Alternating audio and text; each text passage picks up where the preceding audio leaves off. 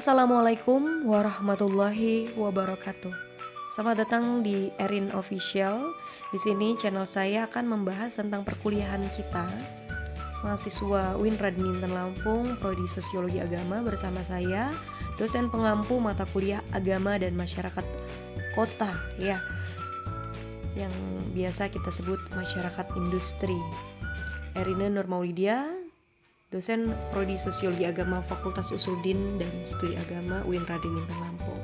Yang mana topik minggu ini yaitu pengantar kota dalam perspektif sosiologi, kemudian agama dan masyarakat perkotaan, kemudian perbedaan desa dan kota.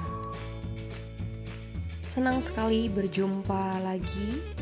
Dalam kesempatan kali ini di perkuliahan kita perdana, kita akan mempelajari pengertian kota dari sudut pandang sosiologi.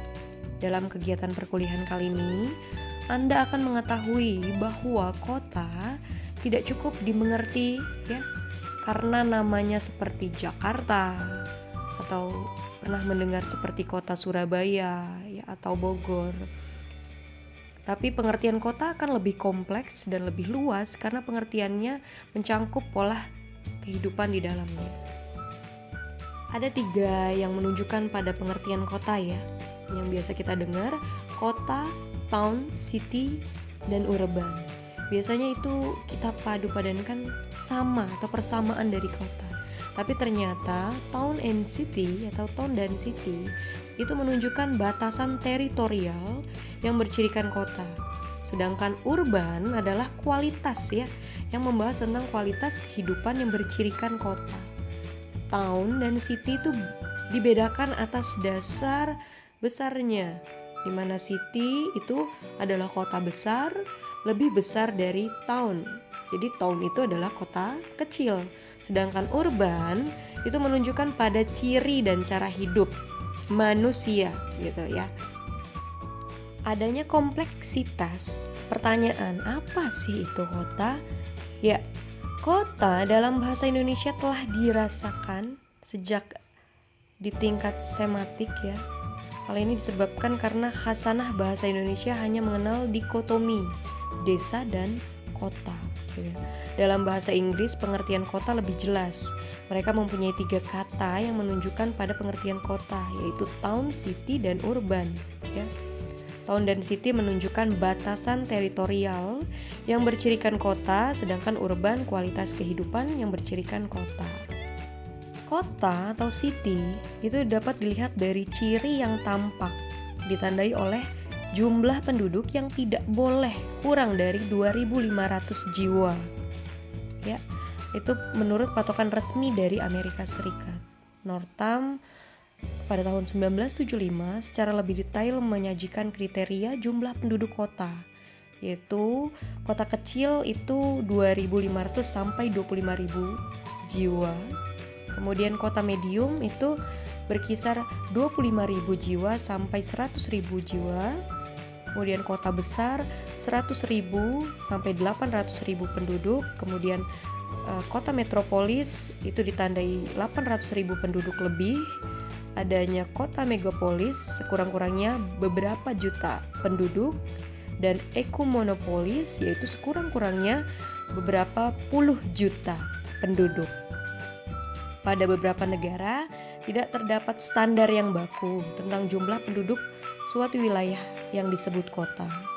Namun di Indonesia ya, misalnya kota-kota yang disebut kota pada umumnya itu dibatasi bukan oleh jumlah penduduk, tetapi lebih dari batas administratifnya yang ditetapkan oleh pemerintah.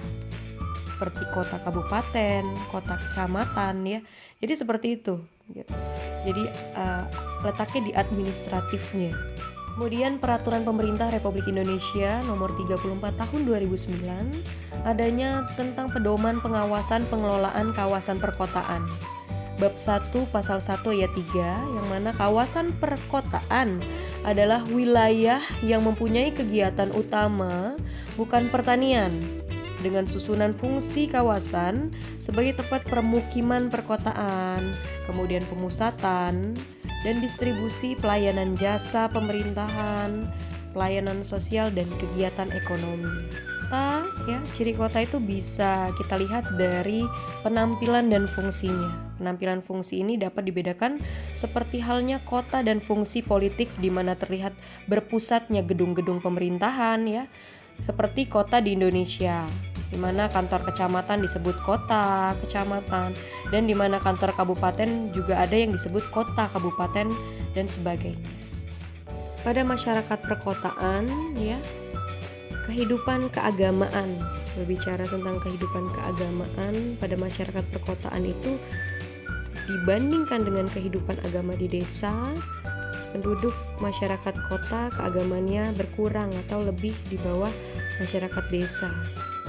Ini disebabkan cara berpikir masyarakat kota yang rasional, yang didasarkan pada cara logika ya, kemudian perhitungan eksak yang berhubungan dengan kondisi fenomena atau realitas masyarakat perkotaan. Kemudian di kota, masyarakat kota itu memiliki agama, beragama, tetapi masyarakat kota lebih memusatkan aktivitas keagamaan pada tempat-tempat ibadah seperti gereja ya, kemudian masjid, wihara, dan lain sebagainya.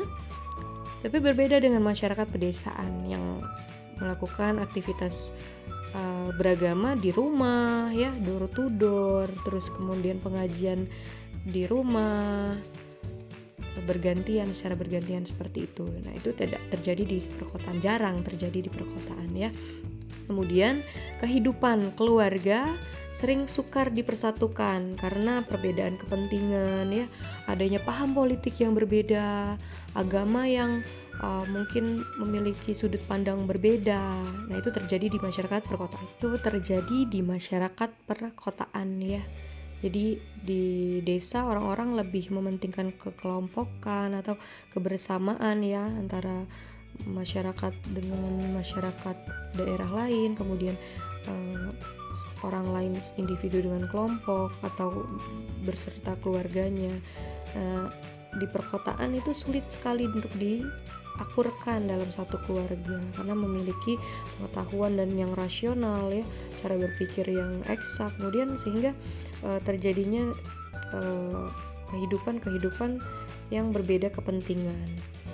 Nah, kemudian adanya pembagian kerja ya, kalau di kota pembagian kerja warga kota itu lebih tegas ya, ada subnya, misalnya dia mempunyai batas-batasan yang nyata berdasarkan keahlian dan kedudukan sosial yang sama.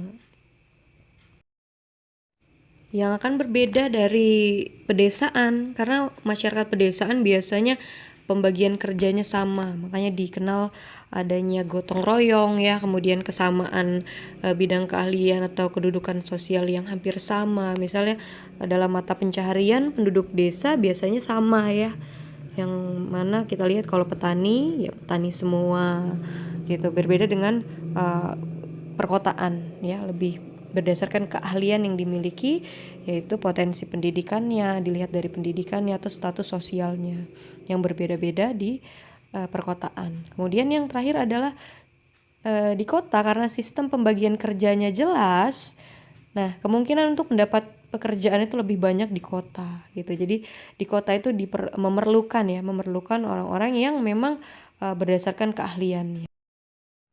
Ya, kemudian masyarakat perkotaan itu jalan pikirannya lebih kepada rasional ya, menyebabkan interaksi yang terjadi lebih didasarkan pada faktor kepentingan daripada faktor pribadi.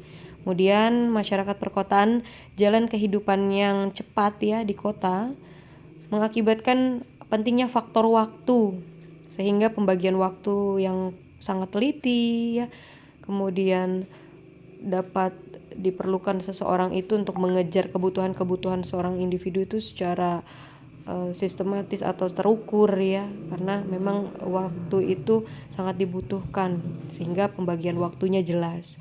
Kemudian di masyarakat perkotaan adanya perubahan-perubahan sosial ya, yang terlihat jelas, nyata, karena lebih terbuka dalam menerima pengaruh luar atau budaya yang masuk itu mudah untuk diterima oleh masyarakat perkotaan, beda dengan pedesaan. Oke, saya kira seperti itu ya. Maka sudah diketahui bahwa masyarakat pedesaan dan masyarakat perkotaan memiliki perbedaan ya, atau perbandingan.